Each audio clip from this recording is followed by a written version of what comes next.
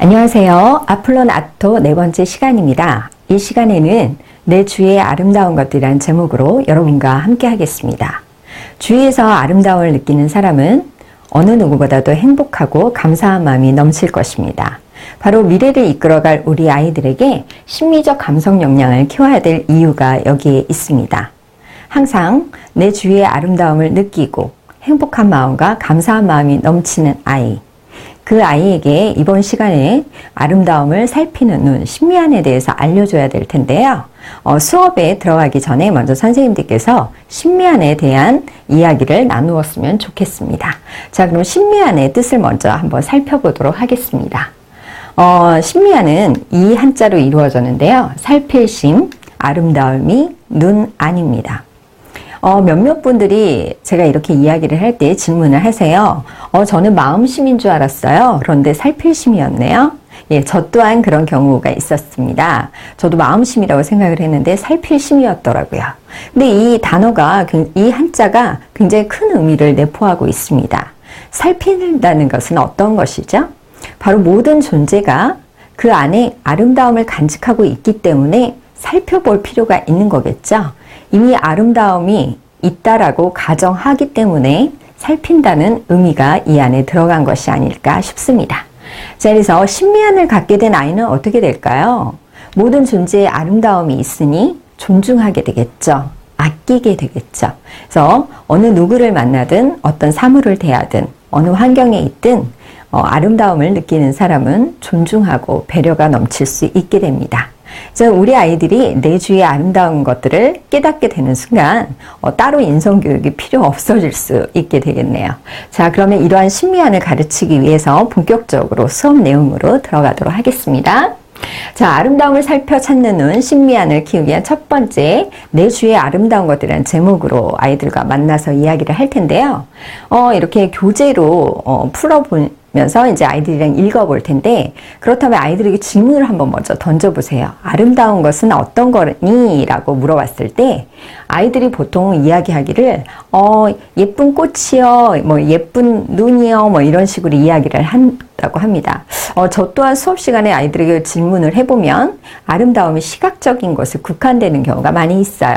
자, 그럼 아름다움이라는 뜻을 먼저 사전적으로 한번 찾아보도록 할게요. 감각적인 기쁨을 그 대상의 특성을 통해서 느끼는데 그 대상의 마음이 끌린다는 거죠. 그 대상이 조화로운 상태이기 때문에 내가 감각을 통해서 찾는다는 것인데, 자, 우리가 보통 시각적인 것에 국한되어 있지 않다면 여러 감각을 통해서 아름다움을 찾게 되겠죠. 바로 아름다움을 찾기 위해서는 온몸이 필요합니다. 시각, 후각, 미각, 청각, 그리고 촉각. 여기에 더해서 무엇이 더 필요할까요? 아름다움을 찾기 위해서 이제 마음을 기울여야 되겠죠. 그래서 온 몸과 마음을 가지고 찾는다는 것을 이 교재를 통해서 알려주셨으면 좋겠습니다. 자, 그런데 아이들이 이제 교재로 읽기는 하지만 시청각 자료로 한다면 더욱더 아름다움에 대한 의미를 좀 깨달을 수 있지 않을까 해서 동영상 자료를 여러분에게 이제 보여드리라고 추천을 해드리겠는데요. 이 영화는 굉장히 유명하죠. 그래서 사운드 오브 뮤직의 My Favorite Things, 내가 가장 좋아하는 것들. 자, 왜 좋아한다는 마음을 끌렸다는 소리겠죠. 왜? 그 존재에 내가 느끼는 아름다움이 있기 때문이죠. 자, 이 노래 가사를 몇 개 예를 들어볼까요? 반짝이는 굴빛 주전자, 그리고 빗방울이 맺혀있는 장미꽃, 내가 기다리고 있는 소식이나 아니면 기다리는 사람을 연상케 하는 초인종 소리. 이러한 것들이 이 노랫말 가사로 나와 있습니다. 아이들과 함께 이 노래를 불러보시고 노랫말 가사도 그 뜻을 음미해 보시면 좋을 듯 합니다. 자, 이렇게 아이들에게 아름다움은 온몸과 마음으로 느낀다는 것을 알려주셨다면 이러한 말을 한번 소개해 보시는 건 어떨까 싶어요. 아름다운 것은 선하다. 그러기에 선한 사람도 역시 아름답다. 고대에 굉장히 유명한 여류 시인 사포가 한 말인데요. 아름다운 것이 선하다라고 이야기를 하고 있네요. 자, 그리고 선한 것은 또 아름다워진다라고요. 이렇게 훌륭한 사람들은 아름다움이 끼치는 그런 영향에 대해서 이미 알고 있었던 것 같아요.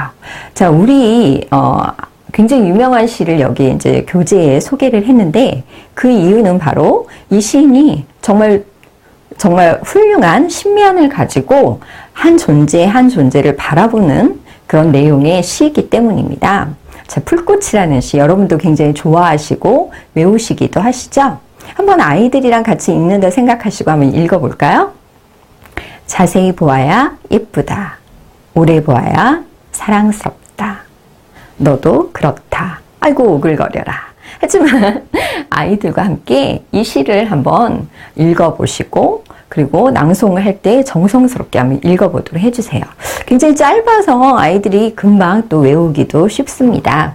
자, 그래서 이 시를 읽으면서 각 존재의 아름다움이 있고 고귀하다라는 그런 의미를 아이들에게 심어주셨으면 좋겠어요. 짝꿍끼리 서로 읽어주고 또 선생님도 눈을 마주치면서 아이의 이름을 넣어서 이렇게 읽어준다면 아이들의 마음이 굉장히 좋겠죠? 오글거릴까요?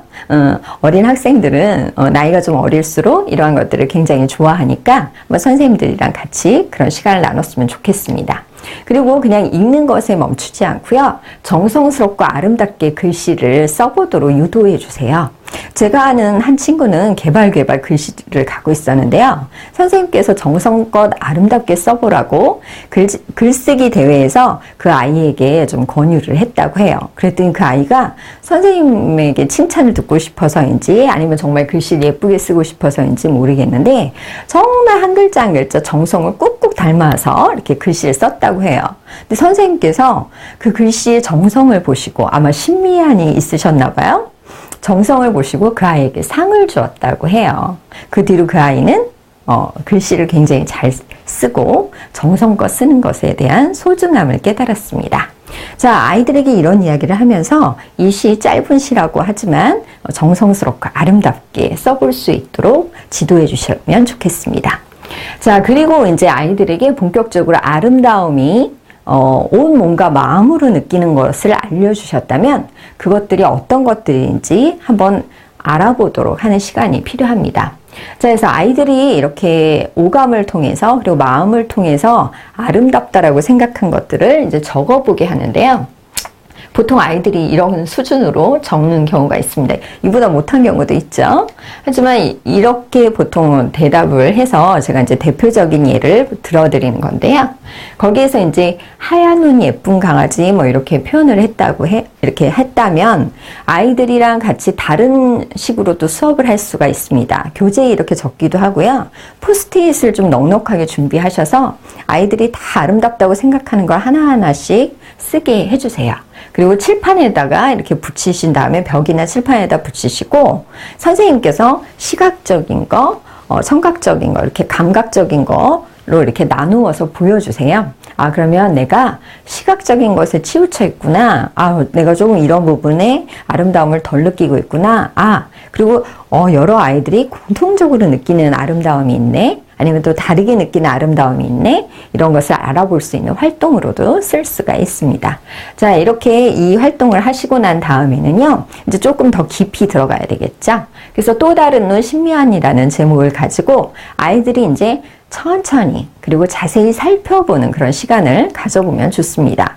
우리에게는 두런두런 인성카드가 있습니다.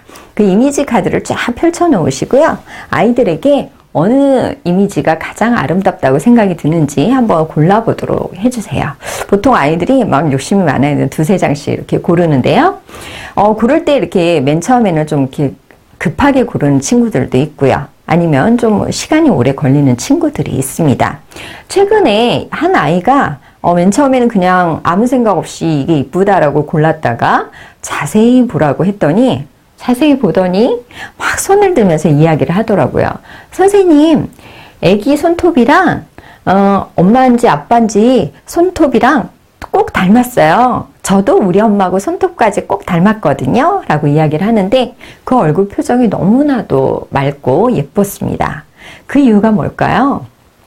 손톱마저도 내가 사랑하고 존경하는 엄마를 닮았다는 게 굉장히 기분이 좋은데 이 이미지 카드를 통해서 그러한 경험이 떠올라서 너무 좋았다는 거죠. 이 아이 마음속에 신미안이 점점 커지고 띄어지는 것이 아닌가 하는 그런 생각이 들었습니다.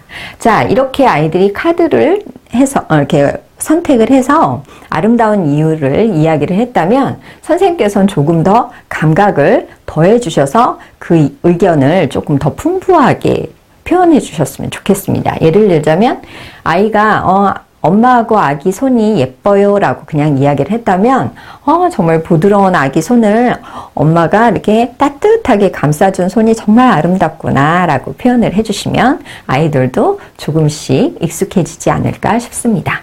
자, 이렇게 될 경우에 이제 아이들에게 과제를 한번 내주시는 게 어떨까요?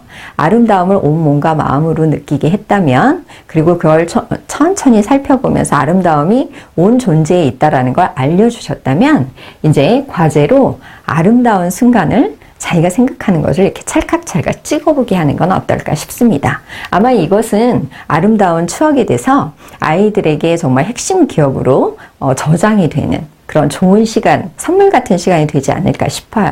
그래서 혼자 물론 찍게 하기도 하지만 가족들과 함께 이렇게 찍도록 해주셔서 가족들이 같이 어느 사진이 가장 아름답다라고 생각이 드는지 이제 이렇게 골라서 붙여오도록 이렇게 지도를 해주세요.